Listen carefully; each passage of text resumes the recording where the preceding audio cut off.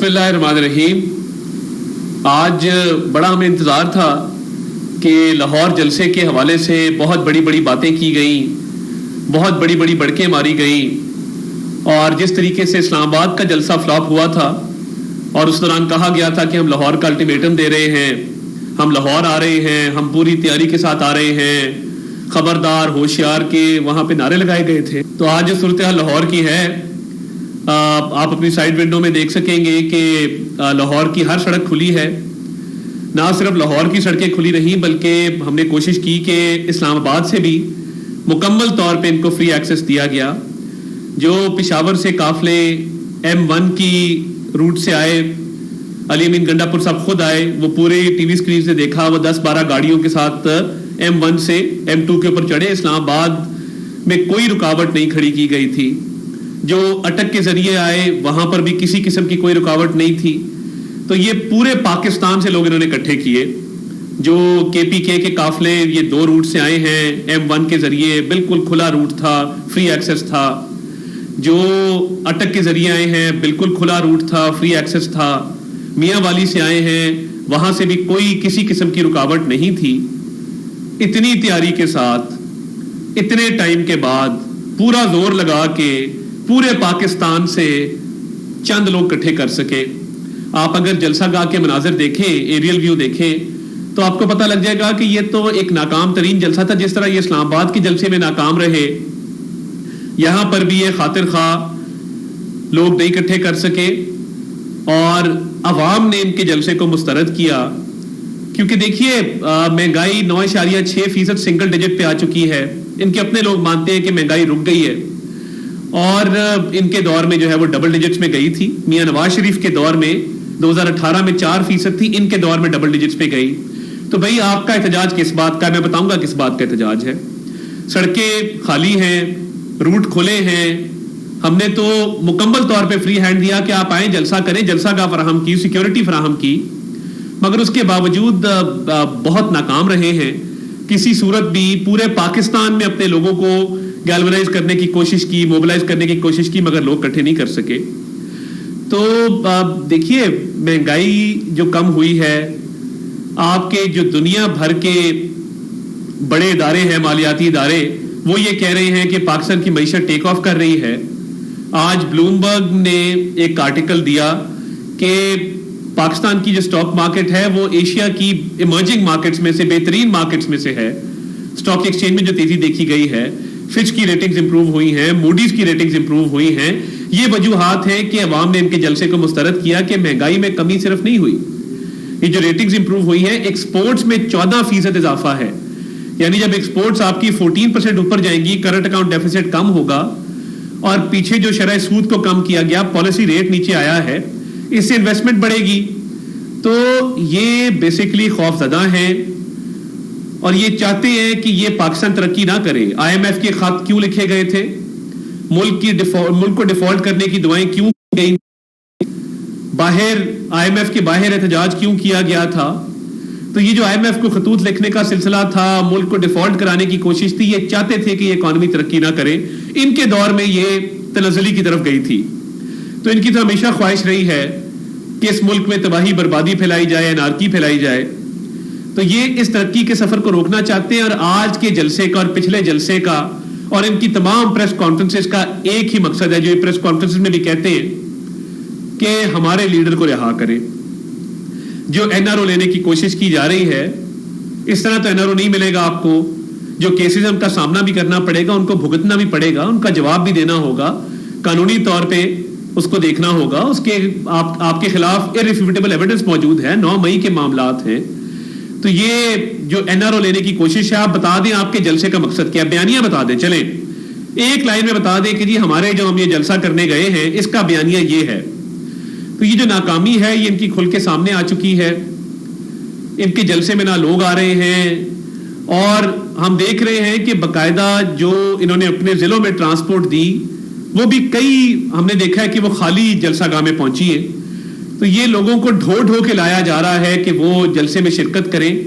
और अगर drone shot आप जलसे का दिखाएं, जो कि मामूल होता है, हम भी अपने जलसों का ड्रोन शॉट दूर से जूम आउट करके दिखाते हैं, तो इन्हें मैं कहता हूं आप ड्रोन शॉट दिखा दें کہ کتنے لوگ جلسہ گاہ میں موجود ہیں. تو یہ ناکامی در ناکامی جو ہے ان کے حصے میں آ رہی ہے, اور جتنی انہوں نے بڑکے ماری تھی اس جلسے کے حوالے سے, جتنے بڑے بڑے بلند و باند دعوے کیے تھے, وہ آن گراؤنڈ اگر آپ دیکھیں تو وہ سارے دعوے دھرے کے دھرے رہ گئے. اور علی امین گنڈا پور صاحب نے جو زبان استعمال کی, اور اس کے بعد جس طرح کے انہوں نے کہا کہ ہم پنجاب جا رہے ہیں, تو پنجاب کی روایت ہے کہ ہم بڑے مہمان نواز لوگ ہیں. پنجاب نے اپنی روایت قائم رکھی, اور پنجاب نے آج سڑکیں بھی کھلی رکھی, پنجاب نے رستے بھی کھلے رکھے, پنجاب نے سیکیورٹی بھی دی. مگر میں افسوس کے ساتھ کہتا ہوں کہ آپ نے جتنی بڑی بڑی باتیں کی تھی وہی بات ہے ہمیشہ کہ کھودا پہاڑ نکلا چوہا وہ بھی مرا ہوا. تو کیا یہ اچھا ہوتا کہ علی امین گنڈا پور صاحب یہ بڑکے مار کے فلاپ جلسہ کرنے سے بہتر تھا. 2 دفعہ آپ کو ناکامی ہو چکی ہے, آپ کو اجازت بھی دی جاتی ہے, سیکیورٹی بھی دی جاتی ہے, جلسہ گاہ بھی دیا جاتا ہے, تمام تر آپ کو فیسلٹیز بھی دی جاتی ہیں, فیسلیٹیٹ بھی کیا جاتا ہے, نہ کرسیاں روکی گئی, نہ ساؤنڈ سسٹم روکا گیا, نہ کنٹینر لگانے سے منع کیا گیا. مگر آج ایک اور میں مذمت کرنا چاہتا ہوں, لطیف کھوسا صاحب نے چیف جسٹس کو اوے کر کے پکارا اور غلط زبان استعمال کی اور کہا کہ میں تجھے نہیں مانتا اور اس طرح کی باتیں کی. تو دیکھیے آپ اس حد تک نہ جائیں. اداروں کے خلاف جو آپ عدلیہ کے خلاف بھی ایک محاذ رہی آپ نے شروع کی ہوئی ہے, پہلے بھی آپ ان کے خلاف ایک ریفرنس دائر کر چکے تھے, آپ کو ناکامی کا سامنا کرنا پڑا. یہ تو تڑا والی لینگویج چیف جسٹس کے بارے میں ایک سینئر وکیل کہے یہ زیب نہیں دیتا. میں تو میرا خاندان آپ کو 1960 سے جانتا ہے جب آپ نے وکالت شروع کی تھی, تو بہت ساری باتیں میں کرنا نہیں چاہتا.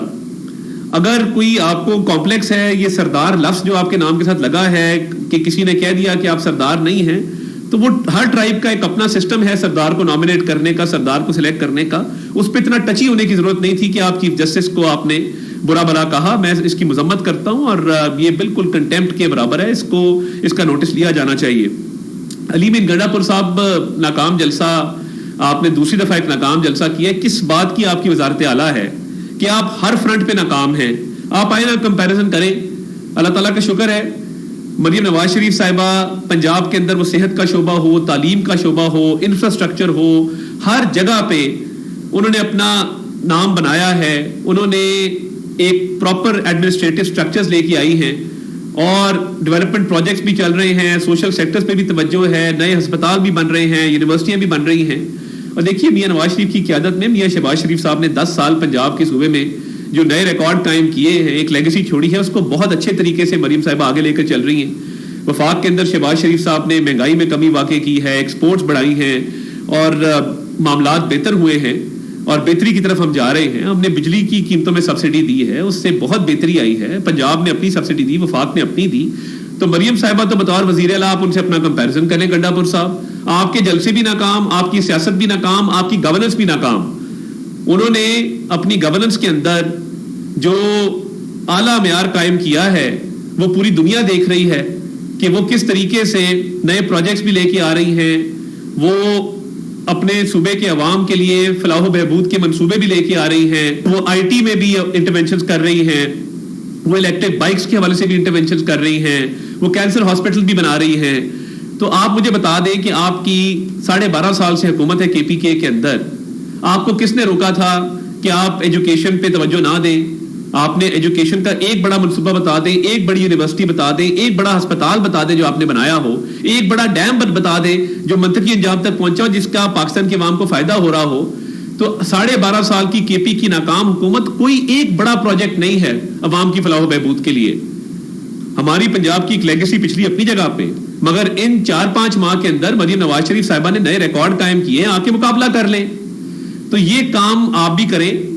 خیبر پختونخوا کے عوام یہ ڈیزرو کرتے ہیں کہ ان کے لیے منصوبے لگائے جائیں, ان کو ایجوکیشن ہیلتھ کی فیسلٹیز دی جائیں, ان کے صوبے میں ترقی ہو. وہ بھی ہمارا صوبہ ہے, ہمارے بھائی ہیں, ہمیں ان سے پیار ہے اور ہم چاہتے ہیں کہ یہ ترقی کا دور دورہ پورے ملک میں پھیلے. مگر جن ہاتھوں میں کے پی کی باغ دوڑ ہے وہ سیاسی طور پہ بھی ناکام کر چکے اپنی پارٹی کو, 2 فلاپ جلسے کر کے تمام تر فیسلٹیز کے باوجود, اور گورننس کے اندر ایڈمنسٹریشن کے اندر یہ حال ہے کہ تباہ حالی ہے. ایجوکیشن سیکٹر کی, ہیلتھ سیکٹر کی کرپشن ریمپنٹ ہے. روز نیا سکینڈل آتا ہے, کبھی ٹمبر مافیا کا, کبھی فارسٹ ڈپارٹمنٹ کا, کبھی ٹرانسفر پوسٹنگ کے پیسوں کا, کبھی جو ہے وہ شاہانہ اخراجات کا. تو وہاں پہ جو کے پی کے اندر حالات ہیں ایڈمنسٹریشن اور گورننس کے، مکمل طور پہ کے پی گورنمنٹ اور علی امین گنڈاپور صاحب ناکام ہو چکے ہیں، کیونکہ فوکس ہی نہیں ہے، صلاحیت ہی نہیں ہے کہ وہ صوبے کے معاملات کو بہتر طریقے سے چلا سکے. سیاست بھی ناکام، گورننس بھی ناکام، ایڈمنسٹریشن بھی ناکام. تو یہ بہت برا سلوک ہو رہا ہے کے پی کے عوام کے ساتھ ان کے وزیر اعلیٰ کے ہاتھوں.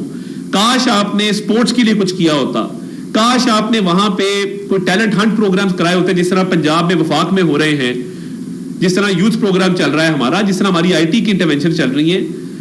تو سیاسی طور پہ ناکام اور ایڈمنسٹریٹو اور گورننس کے طور پہ بھی ناکام. اور اب آپ کا آگے جو ہے وہ بڑا تاریک مستقبل ہے. اور میں یہ سمجھتا ہوں کہ آج کے فلاپ جلسے کا جو ہے وہ دوبارہ یہ جرت نہیں کریں گے کہیں جلسہ کرنے کی، کیونکہ ہم نے دیکھ لیا کہ پورا زور لگا کے پورے پاکستان سے لوگ اکٹھے کر کے پھر بھی وہ خاطر خواہ جو ہے وہ لوگ جمع نہیں کر سکے اور جلسہ ناکام ہوا. تو گورننس پہ توجہ دیں، لوگوں پر توجہ دیں، عوام پر توجہ دیں، اور یہ بڑکیں، بدتمیزی، بد زبانی، بد اخلاقی اس کو چھوڑیں اور عوام کی خدمت کریں جس کے لیے عوام نے ہمیں مینڈیٹ دیا ہے. تو انشاءاللہ تعالیٰ آنے والے دنوں میں جو معیشت کی صورتحال مزید بہتر ہوگی، اور ہماری کوشش ہے کہ یہ مہنگائی جو کم ہوئی اس کے اثرات پورے پاکستان میں عوام کی دہلیز تک پہنچیں. اور انشاءاللہ جب معیشت ٹیک آف کرے گی ہر شہری خوشحال ہوگا. اور ہمارا یہ عزم ہے کہ ہم ایک مستحکم پاکستان چاہتے ہیں، عزم استحکام ہمارا ویژن ہے، اور ملک میں امن بھی قائم کریں گے اور معیشت کو جو ہے وہ ٹیک آف بھی کرائیں گے. اور انشاءاللہ ہماری معیشت جو ہے وہ انشاءاللہ آنے والے وقتوں میں دنیا کی ایمرجنگ اکانومیز کے اندر اور بہترین جو ہیں وہ ممالک کی جو معیشتیں ہیں ان کے برابر کھڑی ہوگی. بہت شکریہ.